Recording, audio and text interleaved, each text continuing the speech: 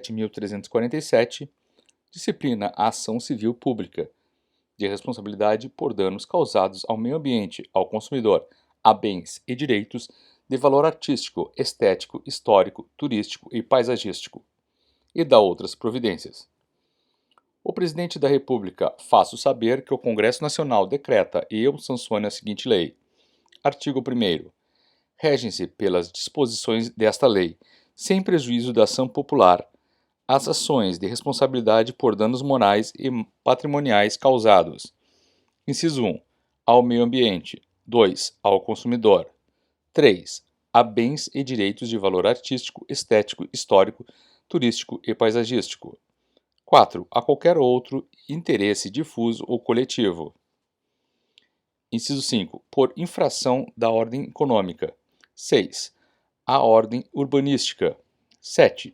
A honra e a dignidade de grupos raciais, étnicos ou religiosos. 8. Ao patrimônio público e social. Parágrafo único.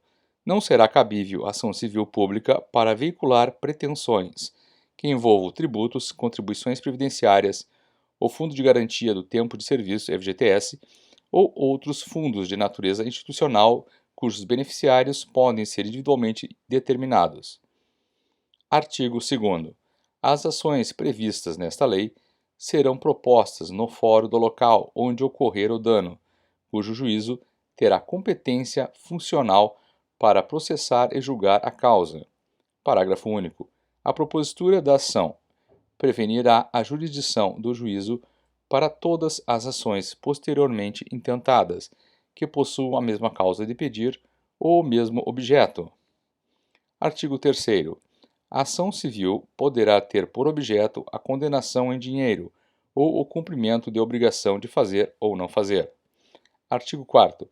Poderá ser ajuizada ação cautelar para os fins desta lei, objetivando inclusive evitar dano ao patrimônio público e social, ao meio ambiente, ao consumidor, à honra e à dignidade de grupos raciais, étnicos ou religiosos, à ordem urbanística ou aos bens e direitos de valor artístico, estético, histórico, turístico e paisagístico. Artigo 5º. Tem legitimidade para propor a ação principal e a ação cautelar. Inciso 1. O Ministério Público. 2. A Defensoria Pública. 3. A União, os Estados, o Distrito Federal e os municípios. 4. Autarquia, empresa pública, fundação ou sociedade de economia mista. 5. A associação que concomitantemente, a linha A, esteja constituída há pelo menos um ano nos termos da Lei Civil. B. Entre suas finalidades institucionais, a proteção ao patrimônio público e social, ao meio ambiente, ao consumidor, à ordem econômica, à livre concorrência, aos direitos de grupos raciais, étnicos ou religiosos, ou ao patrimônio artístico, estético, histórico, turístico e paisagístico. Parágrafo 1º. O Ministério Público, se não intervier no processo como parte, atuará obrigatoriamente como fiscal da lei. Parágrafo 2º. Fica facultado ao poder público e a outras associações legitimadas nos termos deste artigo habilitar-se como litisconsortes de qualquer das partes. Parágrafo 3º. Em caso de desistência infundada ou abandono da ação por associação legitimada, o Ministério Público ou outro legitimado assumirá a titularidade ativa. Parágrafo 4º. O requisito da pré-constituição poderá ser dispensado pelo juiz, quando haja manifesto interesse social evidenciado pela dimensão ou característica do dano, ou pela relevância do bem jurídico a ser protegido. Parágrafo 5º. Admitir-se-á o litisconsórcio facultativo entre os Ministérios Públicos da União, do Distrito Federal e dos Estados, na defesa dos interesses e direitos de que cuida esta lei. Parágrafo 6º. Os órgãos públicos legitimados poderão tomar dos interessados compromisso de ajustamento de sua conduta às exigências legais, mediante combinações que terá eficácia de título executivo extrajudicial. Artigo 6º. Qualquer pessoa poderá e o servidor público deverá provocar a iniciativa do Ministério Público, ministrando-lhe informações sobre fatos que constituam objeto da ação civil, indicando-lhe os elementos de convicção. Artigo 7º. Se, no exercício de suas funções, os juízes e tribunais tiverem conhecimento de fatos que possam ensejar a propositura da ação civil, remeterão peças ao Ministério Público para as providências cabíveis. Artigo 8º. Para instruir a inicial, o interessado poderá requerer às autoridades competentes as certidões e informações que julgarem necessárias, a serem fornecidas no prazo de 15 dias. Parágrafo 1º. O Ministério Público poderá instaurar sobre sua presidência inquérito civil ou requisitar de qualquer organismo público ou particular certidões, informações, exames ou perícias no prazo que assinalar, o qual não poderá ser inferior a 10 dias úteis. Parágrafo 2º. Somente nos casos em que a lei impuser sigilo, poderá ser negada certidão ou informação, hipótese em que a ação poderá ser proposta desacompanhada daqueles documentos, cabendo ao juiz requisitá-los. Artigo 9º. Se o órgão do Ministério Público, esgotadas todas as diligências, se convencer da inexistência de fundamento para a propositura de ação civil, promoverá o arquivamento dos autos do inquérito civil ou das peças informativas, fazendo-o fundamentalmente. Parágrafo 1º. Os autos do inquérito civil ou das peças de informação arquivadas serão remetidos sob pena de se incorrer em falta grave no prazo de 3 dias ao Conselho Superior do Ministério Público. Parágrafo 2º. Até que em sessão do Conselho Superior do Ministério Público seja homologada ou rejeitada a promoção de arquivamento, poderão as associações legitimadas apresentar razões escritas ou documentos que serão juntados aos autos do inquérito ou anexados às peças de informação. Parágrafo 3º. A promoção de arquivamento será submetida a exame e deliberação do Conselho Superior do Ministério Público, conforme dispuser o seu regimento.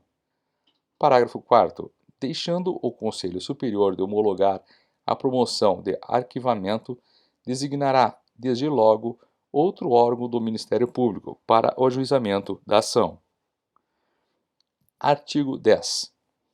Constitui crime punido com pena de reclusão de 1 a 3 anos, mais multa de 10 a 1.000, obrigações reajustáveis do Tesouro Nacional, ORTN, a recusa, o retardamento ou a omissão de dados técnicos indispensáveis à propositura da ação civil, quando requisitados pelo Ministério Público. Artigo 11. Na ação que tenha por objeto o cumprimento de obrigação de fazer ou não fazer, o juiz determinará o cumprimento da prestação da atividade devida ou a cessação da atividade nociva, sob pena de execução específica ou de cominação de multa diária, se esta for suficiente ou compatível, independentemente de requerimento do autor. Artigo 12. Poderá o juiz conceder mandato liminar com ou sem justificação prévia em decisão sujeita a agravo. Parágrafo 1º. O requerimento de pessoa jurídica de direito público interessada e para evitar grave lesão à ordem, à saúde, à segurança e à economia pública, poderá o presidente do tribunal a que competir o conhecimento do respectivo recurso suspender a execução da liminar em decisão fundamentada, da qual caberá agravo para uma das turmas julgadoras no prazo de 5 dias, a partir da publicação do ato. Parágrafo 2º. A multa cominada liminarmente só será exigível do réu após o trânsito em julgado da decisão favorável ao autor, mas será devida desde o dia em que houver configurado o descumprimento. Artigo 13.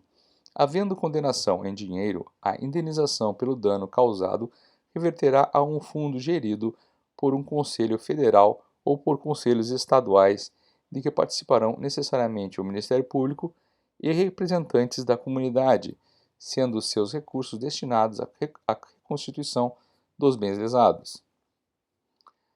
Parágrafo 1º.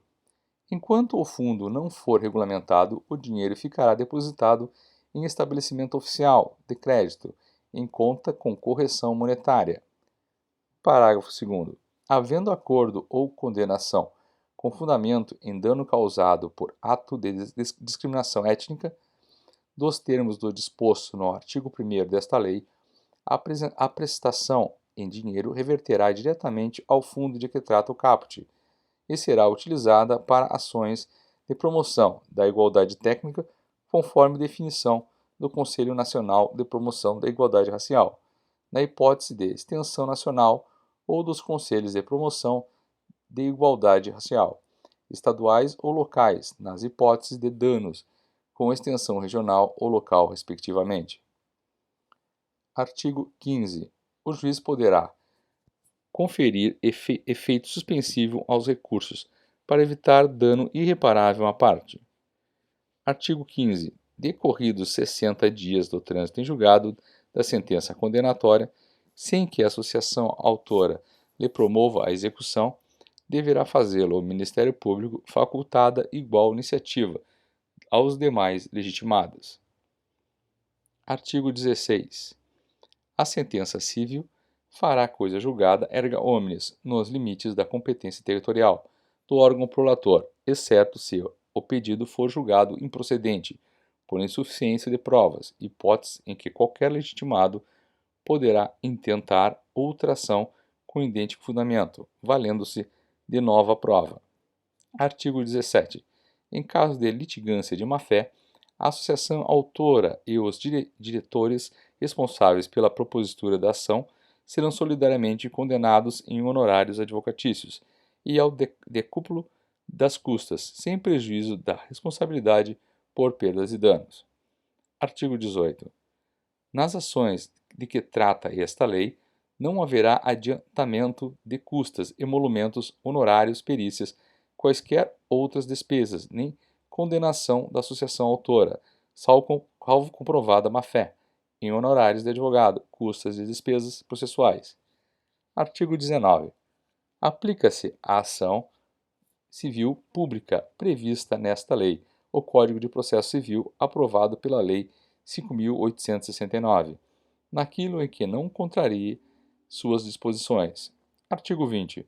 O fundo de que trata o artigo 13 desta lei será regulamentado pelo Poder Executivo no prazo de 90 dias. Artigo 21. Aplicam-se à defesa dos direitos e interesses difusos, coletivos e individuais no que for cabível os dispositivos no título 3 da lei que constitui o Código de Defesa do Consumidor. Artigo 22. Esta lei entra em vigor na data de sua publicação. Artigo 23. Revogam-se as disposições em contrário.